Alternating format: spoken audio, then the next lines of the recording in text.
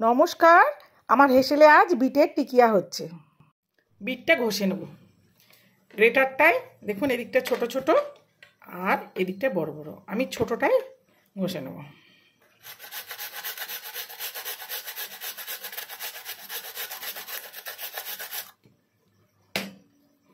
এইভাবে এই যে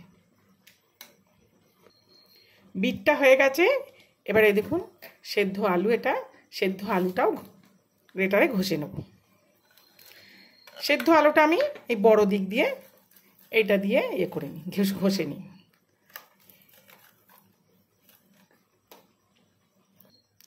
দেখুন হয়ে গেছে। এবার এটা এই বাটিটায় নিয়ে নিই, মাখতে হবে তো এই বাটিটাতে নিয়ে নিচ্ছি। আলুটা একটু বেশি দেবেন আর বিটটা একটু কম দেবেন। এবারে কাঁচা লঙ্কা দেব,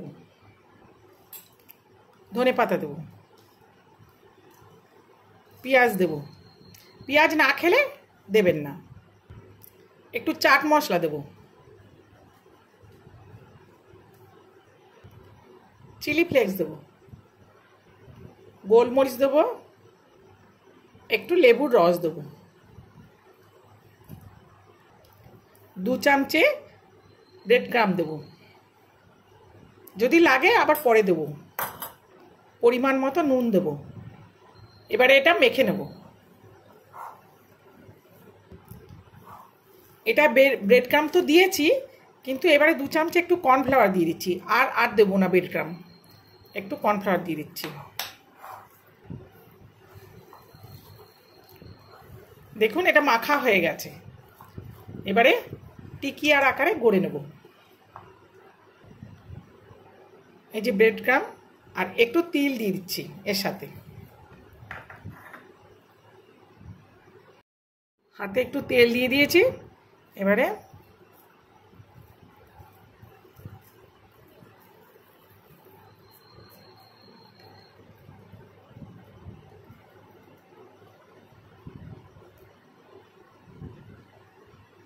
ব্রেড ক্রামে গাটাকে ভরিয়ে দেব।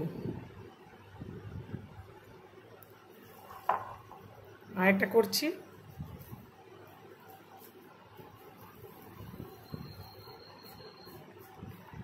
দেখুন কি সুন্দর হচ্ছে, পুরো গাটা প্লেন।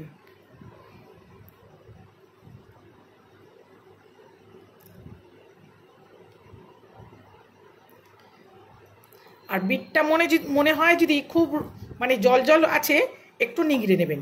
আর সেই বিটের জলটা আবার অন্য কিছুতে ব্যবহার করে নেবেন। যদি মনে হয় খুব জল জল হচ্ছে, তাহলে একটু নিগড়ে নেবেন। আর একটা দেখিয়ে দিচ্ছি, আর একটু বড় করি।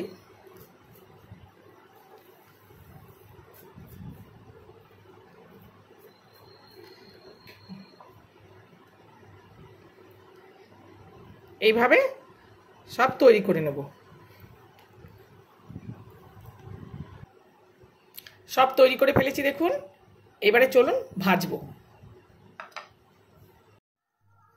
তেল দিয়ে দেবো, বেশি তেল দেবো না, অল্প তেল দেবো।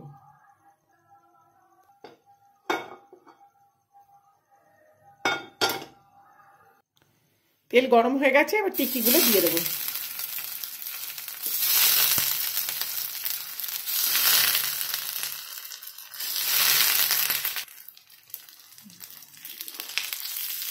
এবার একবার উল্টে দেবো।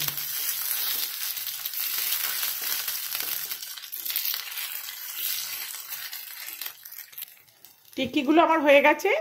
আমি উল্টে পাল্টে এগুলোকে সব ভেজে নিয়েছি। এবার তুলে নেব। টিকিগুলো আমি সাজিয়ে দিচ্ছি। দেখুন কত সুন্দর হয়েছে, একদম গরম, ধরা যাচ্ছে না।